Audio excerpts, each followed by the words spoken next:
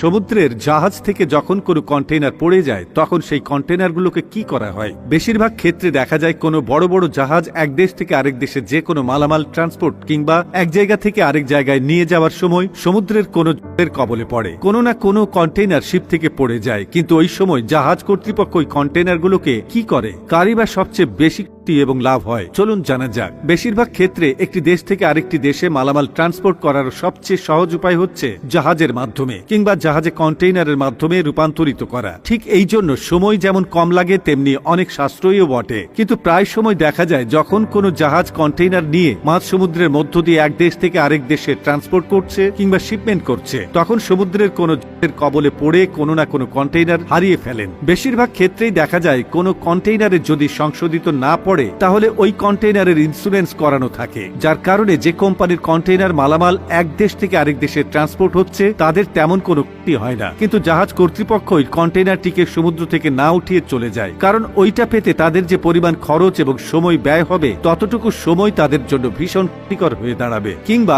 সময় মতো অন্যান্য কন্টেইনার শিপমেন্ট করতে না পারলে তাদের সবচেয়ে বড় ক্ষতি। আর ঠিক এই কারণেই তারা ওই কন্টেইনারটিকে সেখানেই ফেলে রেখে চলে যায়। এখন যে কন্টেইনারটি সমুদ্রের উপর ভেসে বেড়াচ্ছে সেই কন্টেইনার সমুদ্রে ভেসে থাকা মাছের প্রধান খাদ্য হয়ে থাকে কিংবা বাসস্থান হয়ে ওঠে। আর মাঝে মাঝে এমন দেখা যায় বড় বড় কন্টেইনার বিভিন্ন শহরের কিনারায় এসে পৌঁছায়। তখন মানুষ যাতে নিত্য প্রয়োজনীয় যে জিনিসগুলো রয়েছে সেগুলো যদি খুঁজে পায় তাহলে নিয়ে নেয়। আর এই জিনিসগুলো নিতে কোনো দেশের সরকারও বাধা প্রদান করতে পারে না, কারণ একটি ফেরারি জিনিস থেকে কোনো কিছু সংগ্রহ করা কোনো দেশের আইন বাধাই নেই। মাঝে মাঝে এমন দেখা গিয়েছে বড় বড় আইফোন কিংবা দামি দামি গহনাও ওই কন্টেইনারের ভেতরে পাওয়া গিয়েছিল, যেখান থেকে রাতারাতি কোটিপতি বনে গেছেন অনেক মানুষ। অস্ট্রেলিয়ায় দেখা যায় একবার এক সমুদ্রের বিচে কিংবা সমুদ্রের তীরে ছোট ছোট বাচ্চাদের খেলনা পাওয়া গিয়েছিল, যেগুলো দেখে অস্ট্রেলিয়ার বাচ্চারা প্রচন্ড খুশি হয়। অবশ্য বাচ্চাদের যেহেতু জিনিস তারা খুশি হবে এটাই স্বাভাবিক। মৎস্যজীবীরাও বড় বড় কন্টেইনার পেয়েছে, যে কন্টেইনার গুলোকে পরবর্তীতে তারা বিভিন্ন ধরনের ফোন, দামি ইলেকট্রনিক জিনিস, এমনকি গাড়ি পর্যন্ত পেয়েছিল।